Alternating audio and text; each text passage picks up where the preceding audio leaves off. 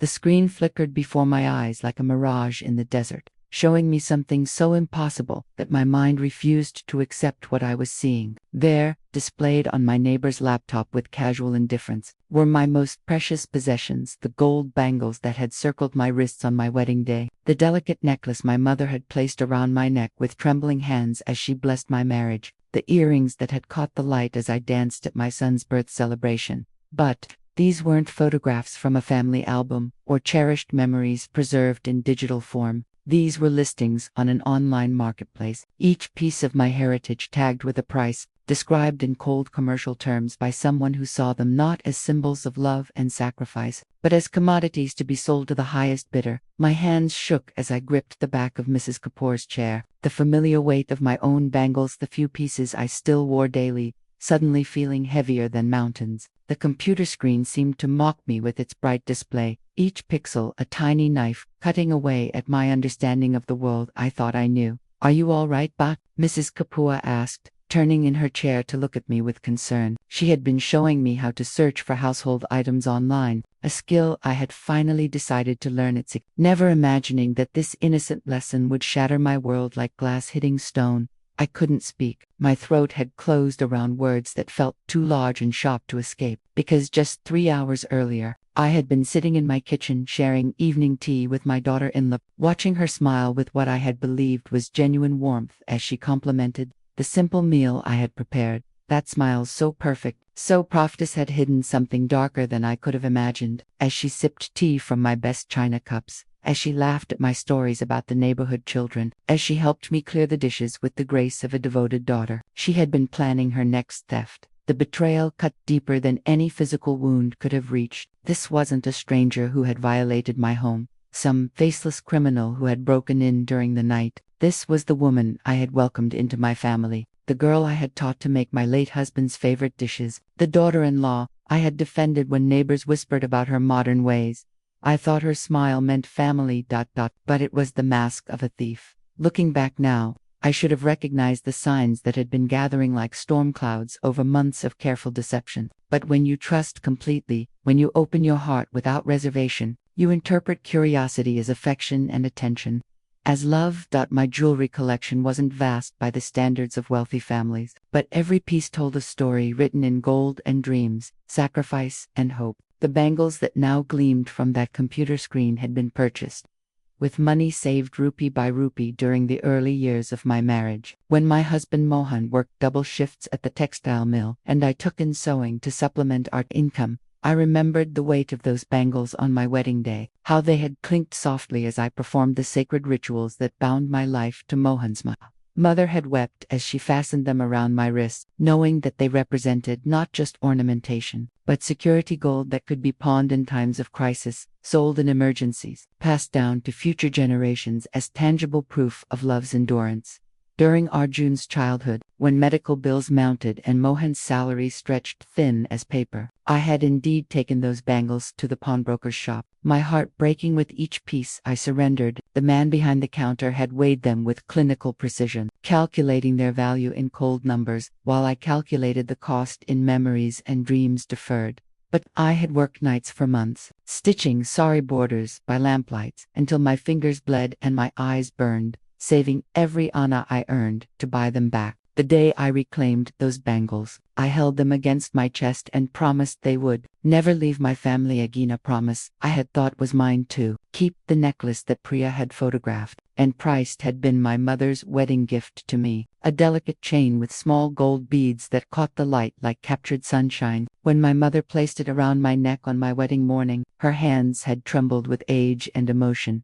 "This will protect you when I cannot," she had whispered, her voice thick with the knowledge that she was entrusting her daughter to a future she could not control. "Wear it with pride, but remember its real value isn't in the gold, but in the love that chose each bead." That necklace had rested against my heart through every important moment of my married life, during Arjun's birth, when I labored through pain that seemed endless, during the ceremonies that marked his first steps and first words, during the festivals when our small home filled with laughter and light. When Mohan died and grief threatened to drown me in its depths, I would touch that necklace in moments of despair, feeling my mother's blessing still warm against my skin, drawing strength from the knowledge that I carried her love with me even in the darkest hours. The earrings, delicate gold flowers with tiny pearls at their centers, had been my one indulgence during the years when every rupee was accounted for and every expense questioned. I had seen them in a jeweler's window and felt something stir in my chest, a longing for beauty that transcended necessity. Mohan had noticed my admiration during one of our rare window shopping expeditions, had seen the way my eyes lingered on those golden flowers. Months later, on our 10th wedding anniversary, he had presented them to me with the shy pride of a man who had saved secretly to surprise his wife with something precious. "For the woman who makes our house bloom," he had said, fastening them in my ears with fingers gentle as flower petals themselves. I had worn those earrings to every celebration since.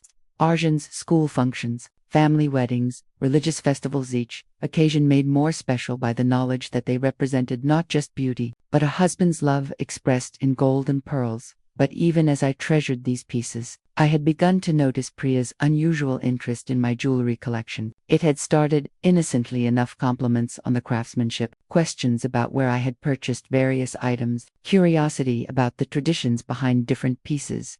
"Your jewelry is so unique, Mummy," she would say, using the affectionate term that had once made my heart swell with maternal pride. "These old pieces have such character, such history. You must tell me the stories behind them." I had been flattered by her attention, touched by what I interpreted as respect for family traditions and heritage. During long afternoons when Arjun was at work, I would spread my jewelry collection across the dining table like a museum exhibit, sharing the memories attached to each piece. Priya would listen with apparent fascination, asking detailed questions about dates of purchase, original costs, even the specific jewelers where items had been bought. Her interests seemed so genuine, so respectful, that I never questioned why she needed such precise information about pieces that would one day be hers through inheritance anyway. I should have recognized her questions were not admiration, but calculation.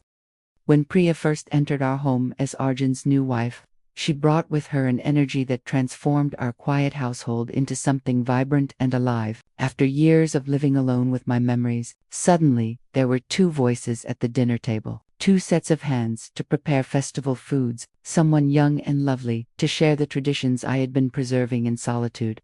The wedding had been a modest celebration, limited by our circumstances but rich in joy and hope. I had given Priya my mother's gold bangles to wear during the ceremony, a gesture that I thought expressed my acceptance of her as my daughter, my willingness to share not just my son but my heritage. Watching her during those first months, I felt the deep satisfaction of a woman who had successfully raised a son worthy of a good wife's love. Priya seemed to adapt effortlessly to our ways, learning to cook the dishes Arjun had grown up eating, participating in the religious observances that structured our calendar, treating me with the respect and affection I had hoped for from a daughter-in-law. Our home, which had felt hollow and echoing since Mohan's death, suddenly filled with the sounds of normal family life, conversations about daily events, discussions of future plans, the comfortable domesticity I had missed during my years of widowed solitude. During festivals, Priya's presence transformed our celebrations from exercises in memory into genuine joy. She helped me prepare elaborate meals for her young hands, quick and capable, as we rolled dozens of rotis and stirred pots of sweets that would be shared with neighbors and relatives. I remember the way she laughed during Holi, her face painted with colored powders, her sari bright with the stains of celebration. When relatives complimented me on my son's choice of wife, I glowed with maternal pride, feeling that all my years of struggle and sacrifice had led to this moment of completion. But even during those happy early months, there were small moments that should have alerted me to undercurrents I was too trusting to recognize. I would find her in my bedroom sometimes, ostensibly cleaning or organizing, but standing too close to my dressing table, where my jewelry box sat locked but not hidden. When I approached, she would smile brightly and explain that she was just dusting or looking for something, her explanations always reasonable but somehow leaving me with a vague sense of discomfort I couldn't articulate. She showed particular interest in the stories behind my most valuable pieces, asking repeatedly about their origins, their worth, their significance to family history. At the time, I interpreted this as a young woman's natural curiosity about the heritage she was joining, but her questions had a precision that went beyond casual interest. "This necklace is so beautiful," she would say, lifting my mother's chain from its velvet-lined compartment. "It must be worth quite a lot, isn't it? Do you remember how much it costs originally?" I would answer her questions gladly, pleased by what I saw as her appreciation for family treasures, but sometimes I caught her examining pieces with an intensity that seemed more professional than personal, holding them up to the light in ways that reminded me uncomfortably of the pawnbroker who had once evaluated my bangles with such clinical precision. When she rearranged my cupboards, claiming she wanted to help me organize better, I found my jewelry box, moved to different locations, always with reasonable explanations but somehow never quite where I remembered leaving it. The festivals we celebrated together were genuine in their joy, but I began to notice how her eyes would linger on the gold jewelry worn by visiting relatives, how she would steer conversations toward discussions of jewelry purchases and family heirlooms. During Karva Chauth, as I prepared the traditional items for the ceremony, I found her photographing various pieces of my jewelry, claiming she wanted to remember the beautiful traditions for future reference. The photos seemed innocent enough, but something about the angles and lighting suggested a more commercial purpose than sentimental documentation. Still, I pushed these observations to the back of my mind, unwilling to poison the happiness I felt at having a daughter-in-law who seemed so interested in preserving family traditions. I told myself that her curiosity was natural, that her questions showed respect for the heritage she was joining. I thought I had gained a daughter, but I was sheltering a stranger.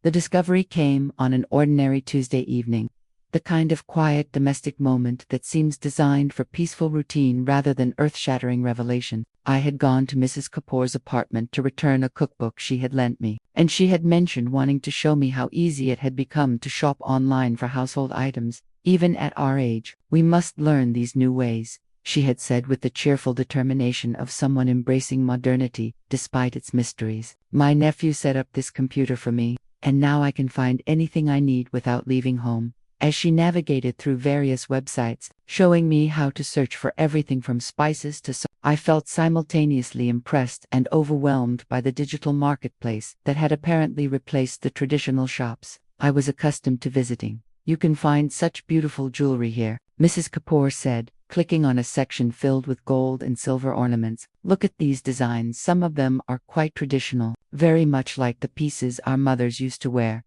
The page loaded slowly, revealing rows of photographs featuring bangles, necklaces, earrings, and rings in various styles and prices. I leaned closer to the screen, curious about this new way of shopping that seemed to bring the entire world's marketplace into one's living room. And that's when I saw them.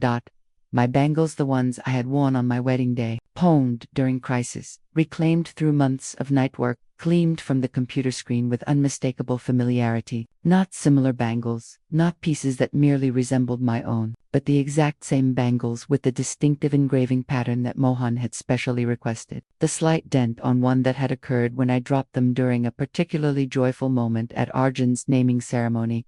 My breath caught in my throat as I stared at the listing. The description was coldly commercial: traditional gold bangles, to 2K, excellent condition, vintage design. But beneath the impersonal language, I could see details that only someone intimately familiar with these pieces would know: the way the light caught the intricate carving work, the particular shade of gold that marked them as products of a specific era's craftsmanship. "Mrs. Kapoor," I whispered, my voice barely audible above the sound of blood rushing in my ears, "can you make this picture larger?" She adjusted the screen, and the image expanded to show my bangles in devastating detail. There could be no mistake, these were mine, photographed in what looked like natural lighting against a neutral background, presented for sale by someone who had access to items I had believed were secure in my locked jewelry box. My hands began to tremble as Mrs. Kapoor continued clicking through the jewelry section, and more familiar pieces appeared before my horrified eyes. My mother's necklace, described as vintage gold chain with traditional beadwork, the earrings Mohan had given me, listed as classic pearl and gold floral design. Each listing felt like a physical blow, but the worst was yet to come. As I scrolled through the seller's other items, I found pieces I recognized from Priya's own collection, modern jewelry I had seen her wear, items that confirmed beyond any doubt who was responsible for this unthinkable betrayal. The seller's username was innocuous enough, but the location matched our neighborhood, and the combination of my stolen pieces with her legitimate jewelry created a pattern of evidence that was impossible to deny. Mrs. Kapoor noticed my distress and asked gentle questions, but I could barely form coherent responses. My mind was reeling with the implications of what I was seeing, trying to reconcile the loving daughter who had shared tea with me just hours earlier with the calculating thief who had been stealing my most precious possessions. How long had this been going on? How many pieces had already been sold before I stumbled upon this evidence? When had she photographed these items? During those moments when she claimed to be admiring family traditions, or in secret while I slept? The betrayal felt complete and devastating, but beneath the shock and pain, something else was beginning to stir: a cold fury at the violation of trust, a determination to seek justice for this unforgivable theft. That evening, I returned home with a heart full of lead and a mind racing with questions I was afraid to ask aloud. Priya greeted me at the door with her usual warm smile, asking about my visit with Mrs. Kapoor, expressing interest in my day with the practiced concern I now recognized as performance rather than genuine care. She had been stealing from me, piece by piece. As I served her tea, the confrontation I had been dreading became inevitable the next morning. When I could no longer bear the weight of knowledge that was crushing my chest like a stone, I waited until Priya left for her job at the local school, then went to my bedroom and opened my jewelry box with hands that shook so violently I could barely turn the key. The box, which should have been heavy with the accumulated treasures of a lifetime, felt impossibly light. Compartments that had once held carefully preserved pieces now contained only empty velvet, indentations where precious items had rested for years before being lifted by thieving hands. I inventoried what remained with the methodical precision of someone documenting a crime scene. More than half of my collection had vanished, including pieces I hadn't opened the box to check in months. The theft hadn't been sudden or impulsive, it had been systematic, calculated, spread out over time to avoid immediate detection. When Arjun returned from work that evening, I was waiting in the sitting room with printed screenshots of the online listings, my hands folded over evidence that would shatter his world as completely as it had destroyed mine. "Beta," I said, using the endearment that had always been natural between us, though it felt strange on my tongue now. "We need to talk about something very serious." He sat down across from me with the easy relaxation of someone who expected a normal domestic conversation, perhaps a discussion about household expenses or social obligations. His face was open and unsuspecting, carrying no hint that he was about to learn something that would test every assumption he held about his wife and his mother. I placed the printed pages on the coffee table between us, watching his expression change from mild curiosity to confusion to dawning horror as he recognized the jewelry that had been part of his childhood landscape, pieces he had seen me wear to every important event of his life. "These are for sale online," I said quietly, my voice steady despite the earthquake happening inside my chest. "Your wife has been stealing from me and selling my jewelry to strangers."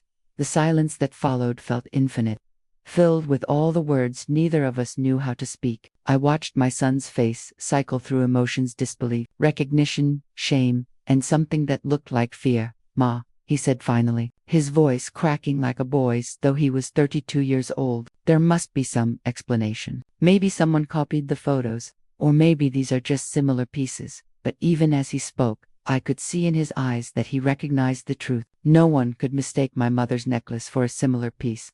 No one could replicate the exact pattern of scratches and wear that marked these items as uniquely mine. I showed him additional evidence screenshots showing Priya's other jewelry being sold by the same online account.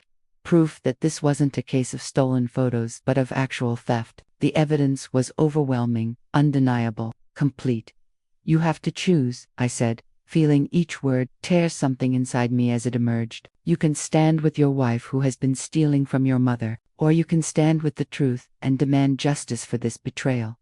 The struggle I saw on his face broke my heart more completely than the theft itself ever could. This was my child, the baby I had rocked through fevers and nightmares, the boy I had sacrificed everything to educate and nurture. But he was also a husband, bound by loyalties I had taught him to honor. For long minutes, he stared at the evidence spread between us, his hands clenched into fists, his breathing shallow and rapid. When he finally spoke, his words carried the weight of a choice that would define the rest of our relationship. "Maybe we could talk to her privately," he said, his voice barely above a whisper. Maybe there's a way to handle this within the family, without involving outsiders or making accusations that could destroy her reputation.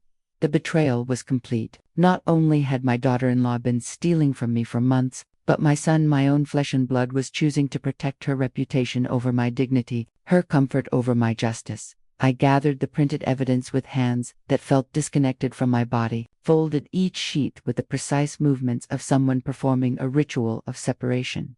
If my own son would not defend me, then I would defend myself. The decision crystallized in my mind like ice forming on winter water, clear, hard, and permanent. If Arjun would not stand up for his mother's rights, if he would choose a thief's convenience over his mother's dignity, then I would seek justice through other channels. Mrs. Kapoor listened to my story the next afternoon with the patient attention of someone who understood that witnessing injustice sometimes requires more courage than experiencing it. When I finished explaining the scope of the theft and my son's refusal to address it, she was quiet for a long moment, her weathered hands folded in her lap.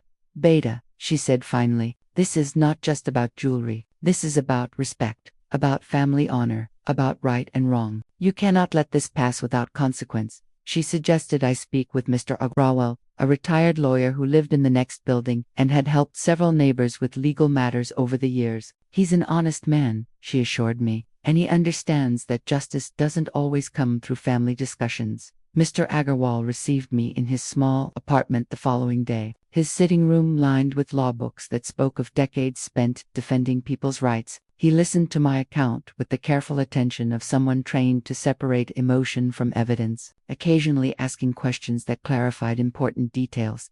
When I showed him the printed screenshots and described my documentation of the stolen items, his eyes sharpened with professional interest.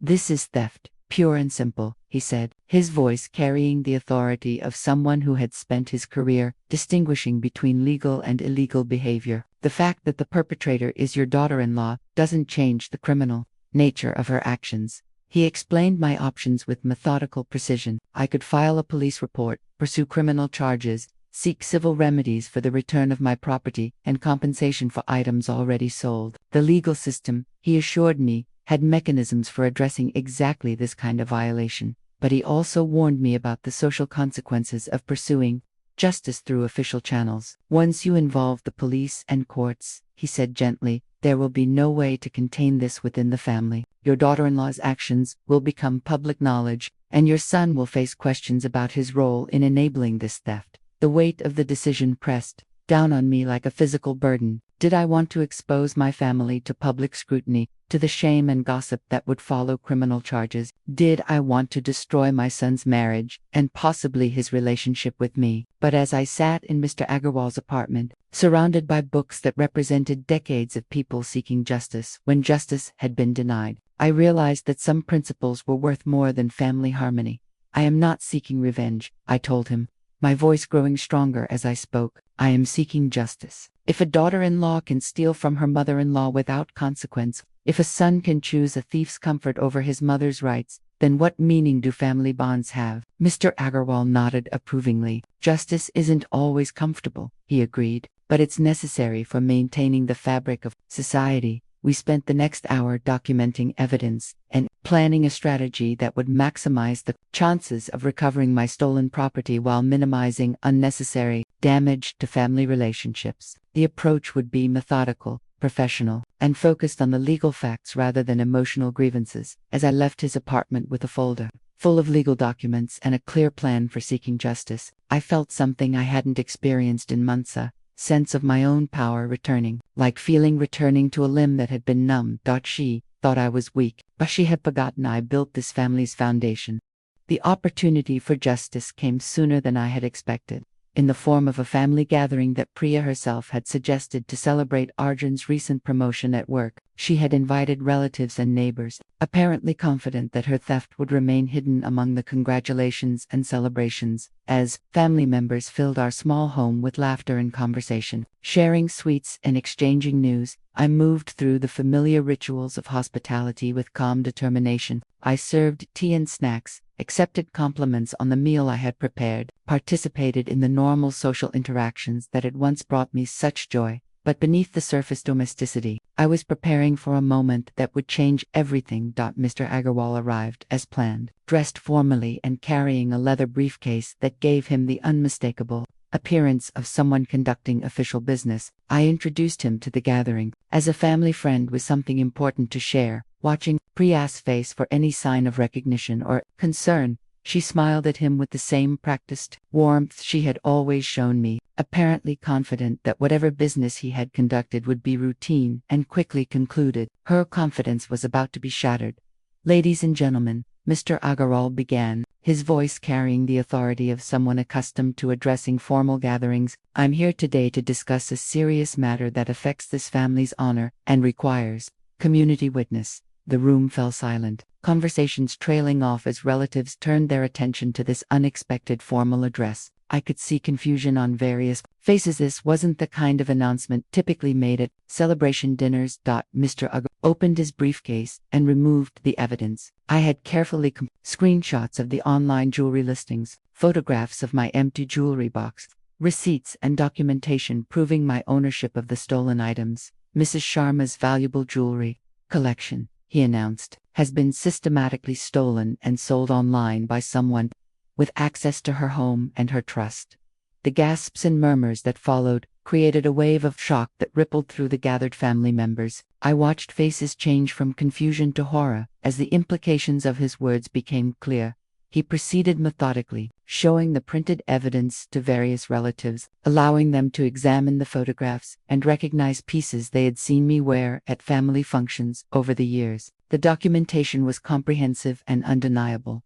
"The online seller," Mr. Agarwal continued, "has been identified through investigation, and the evidence clearly establishes both the theft and the identity of the person responsible." I had been watching Priya's face throughout this presentation, seeing her practiced composure begin to crack like ice under pressure. The confident smile had faded, replaced by something that looked like panic, barely held in check. When Mr. Agarwal turned his attention directly to her, the silence in the room became complete and terrible. "Mrs. Priya Sharma," he said formally, "you have been selling jewelry belonging to your mother-in-law through online marketplaces. This constitutes theft of family property and violation of trust." The explosion of voices that followed, shocked exclamations, angry questions, demands for explanation, created chaos that seemed to fill every corner of our small home. Relatives who had been celebrating moments earlier were now staring at Priya with expressions of disbelief and disgust. Through the commotion, I watched my daughter-in-law's carefully constructed facade finally collapse completely. Her face, which had always been her weapon of charm and manipulation, revealed itself as the mask it had always been. Her smile, once her weapon, shattered before everyone's eyes. The immediate aftermath was devastating in its completeness. Relatives who had always treated Priya with respect and affection now looked at her with expressions ranging from disappointment to outright revulsion. The theft of family jewelry wasn't just a crime, it was a betrayal of the most fundamental bonds that held families together. Her attempts at exploitation, suggesting that she had intended to surprise me with upgrades, insisting that family jewelry should be shared freely, fell apart under questioning that revealed the calculating nature of her actions. Uncle Rajesh, my late husband's brother, and the informal head of our extended family, took charge of the interrogation with the stern authority of someone who understood the gravity of what had been exposed. "How many pieces did you take?" he demanded, his voice carrying the weight of family honor that had been violated. "How long has this been going on? What did you do with the money from items you already sold?" Each question seemed to strip away another layer of Priya's defenses, revealing the calculating thief beneath the loving daughter-in-law mask she had worn for so many months. The relatives who had once admired her modern ways now saw them as signs of selfishness and disrespect for family values. But perhaps the most devastating consequence was the way the exposure affected Arjun. Throughout the confrontation, he sat in stunned silence, his face cycling through emotions that ranged from shame to anger to something that looked like grief for the life he had thought he was living. When relatives demanded to know whether he had been aware of his wife's actions, his stammered denials carried little conviction. The family members who had once respected him as a successful young man now looked at him with questions about his character, his judgment, his fitness to lead a household.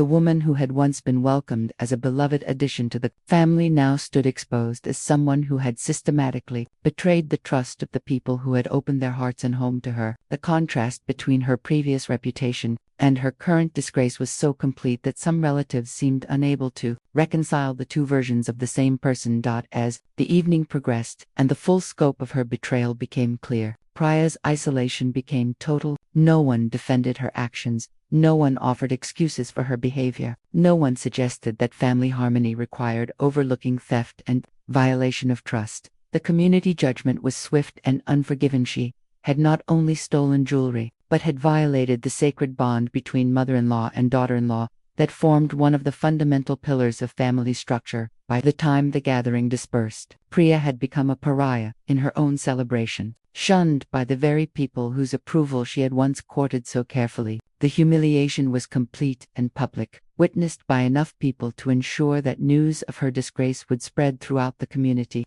with the speed of wildfire. Within days, the consequences rippled outward in ways that affected every aspect of her social and professional life. Neighbors who had once welcomed her warmly now crossed the street to avoid conversations that might become uncomfortable. The women's groups where she had once held influence suddenly found their schedules too busy to include someone whose character had been found so severely wanting. At the school where she worked, colleagues began treating her with the professional distance reserved for people whose personal conduct raised questions about their trustworthiness. While no formal action was taken, the social isolation was devastating for someone who had built her identity around being liked and admired. The most crushing blow came when her own parents, summoned by news of the scandal, arrived not to defend their daughter, but to express their shame and anger at her actions. "We raised you better than this," her mother said, her voice thick with disappointment that cut deeper than any legal consequence could have. "How could you steal from the woman who welcomed you as a daughter?" The complete collapse of Priya's social support system happened with breathtaking speed. The same community networks that had once celebrated her modern sophistication now saw those qualities as evidence of selfishness and disregard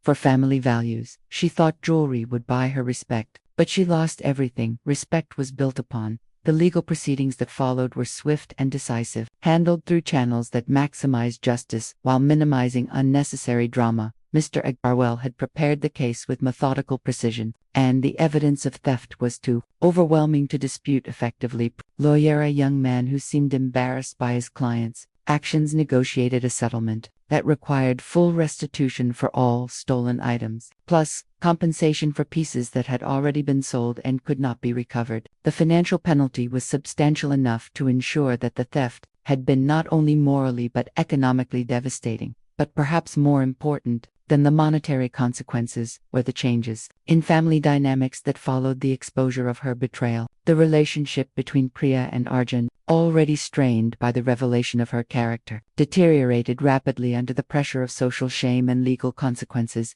Within 2 months of the confrontation, she had moved back to her parents' home, ostensibly temporarily, but with increasing signs that the separation might become permanent. The marriage that had once seemed so promising had been destroyed by her inability to distinguish between family, property, and personal opportunity. Meanwhile, began the slow process of rebuilding his relationship with me. Though both of us understood that some damage could never be completely repaired, the trust between mother and son, once absolute, now carried the scar of his initial refusal to defend my rights against his wife's criminal behavior. Our evening conversations gradually resumed, but they were different. Now more careful, more conscious of the wounds that had been inflicted, and the healing that was still needed. He never explicitly apologized for his initial loyalty to Priya over justice for me, but his actions spoke of remorse and a renewed understanding of where his obligations truly lay.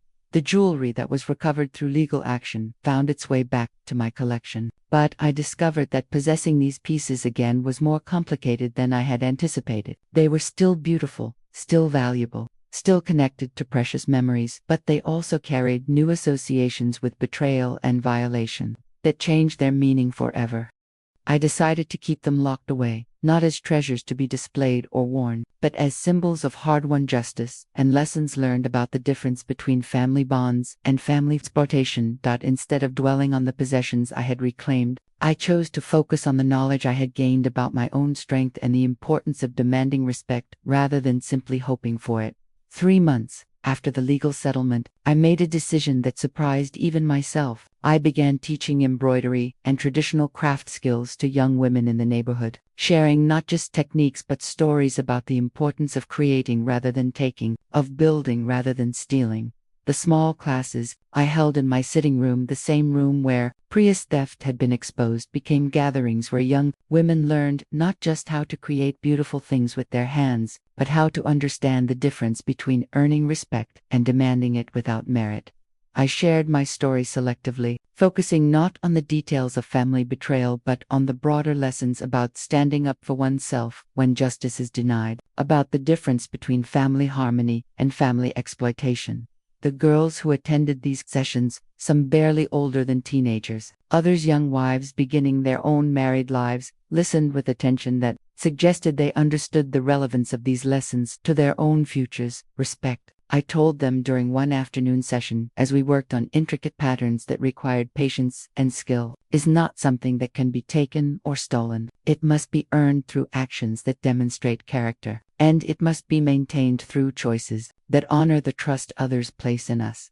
The embroidery we created together became more than decoration. Each piece was a meditation on the values that hold families and communities together, a tangible reminder that beautiful things come from patient work rather than quick theft. As months passed and the immediate drama of Priya's exposure faded into community memory, I found a peace that was deeper and more sustainable than the happiness I had felt during those early months of her marriage to Arjun. This wasn't the peace of ignorance or the contentment of unexamined trust. This was the harder-won tranquility that comes from facing betrayal honestly, seeking justice courageously, and rebuilding life on foundations that have been tested and found strong. The house felt different now, not empty as it had during my years of widowed solitude, but cleaned of illusions that had made genuine peace impossible. I knew exactly who I could trust and why, exactly what my possessions meant and to whom, exactly what my family bonds were worth and what they required.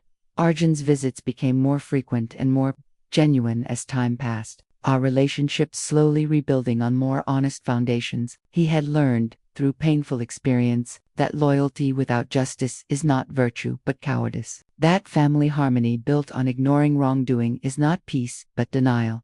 Sometimes, during our evening conversations, he would ask about the jewelry that had been recovered, whether I planned to wear it again or display it as I once had. My answer was always the same: those pieces had served their purpose by teaching us all lessons that were more valuable than gold. The real treasure I had reclaimed wasn't made of metal and stones, but of self-respect and the knowledge that dignity, once lost, can be recovered through the courage to demand justice rather than accept exploitation. On quiet afternoons when I sat in my garden or worked on embroidery, projects that would be given as gifts rather than sold for profit, I sometimes thought about the young woman who had entered our family with such promise and destroyed it through her inability to understand the difference between opportunity and theft. I felt no pleasure in her downfall, no satisfaction in her social exile, no joy in the collapse of her marriage. These consequences had been necessary for justice, but they brought no happiness, only the somber recognition that some people will sacrifice everything meaningful for the temporary illusion of easy gain. The neighborhood children, who had once admired Priya's modern clothes and confident manner, now barely remembered her. Their attention turned to newer arrivals and more current dramas. But the lessons her story taught about the importance of character over appearance, substance over style, earning over taking, those lessons remained embedded in community consciousness, like seeds planted for future harvest. As I approached my 70th birthday, I realized that the experience of betrayal and recovery had taught me something essential about the difference between being loved and being respected, between being needed and being valued, between family obligation and genuine affection. The young women who attended my embroidery classes often asked for advice about marriage, family relationships, and the challenges of building lives that balance tradition with modernity. I found that I could offer guidance based not just on years of experience, but on hard-won wisdom about the qualities that sustain relationships through difficulties. Trust, I would tell them, as we worked together on patterns that required both skill and patience, is like fine embroidery. It takes time to create, but it can be destroyed in a moment by careless hands. The classes grew larger as words spread about the quality of instruction and the depth of wisdom shared during these sessions. Young women from other neighborhoods began attending, bringing their own stories of family challenges and relationship difficulties. I discovered that my experience, painful as it had been, had given me something valuable to offer: the knowledge that justice delayed is not necessarily justice denied, that strength can be found even in moments of complete betrayal, that dignity can be reclaimed even after it has been systematically stolen. The embroidery we created together became symbols of these lessons, beautiful objects that represented the transformation of simple materials into something precious through patient work and careful attention. Each completed piece was a small victory over the forces of destruction and theft, a tangible reminder that creation is always more powerful than taking. My jewelry box, once violated and emptied by thieving hands, now held not just recovered treasures, but new understanding about what makes possessions truly valuable. The gold and gems were precious because of the love they represented and the memories they preserved, not because of their monetary worth or their potential for resale. But more important than any physical treasure was the knowledge I had gained about my own capacity for courage, my own ability to seek justice when justice was denied, my own strength to rebuild when foundations had been shattered by betrayal. That as evening shadows lengthened across my garden and the sounds of neighborhood children playing drifted through my windows, I reflected on the strange journey that had led from that devastating moment of discovery at Mrs. Kapoor's computer to this place of hard-won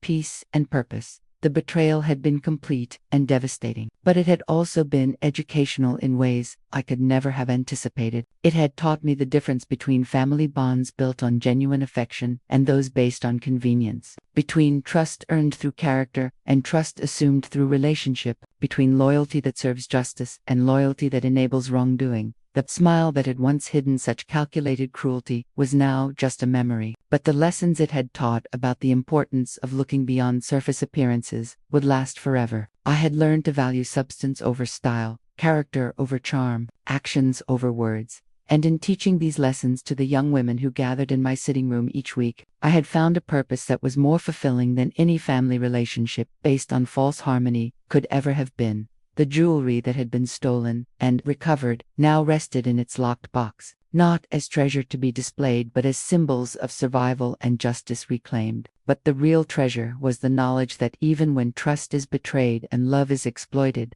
dignity can be restored through the courage to demand better.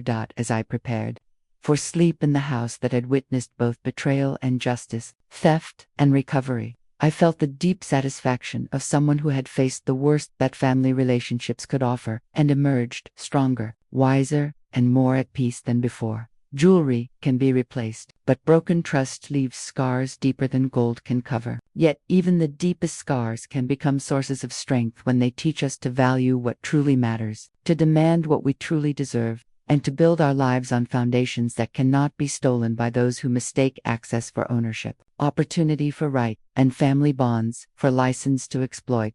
The smile that once hid betrayal was gone forever, but in its place was something more valuable: the quiet confidence that comes from knowing exactly who you are, what you're worth, and what you will never again allow others to take from you without consequence.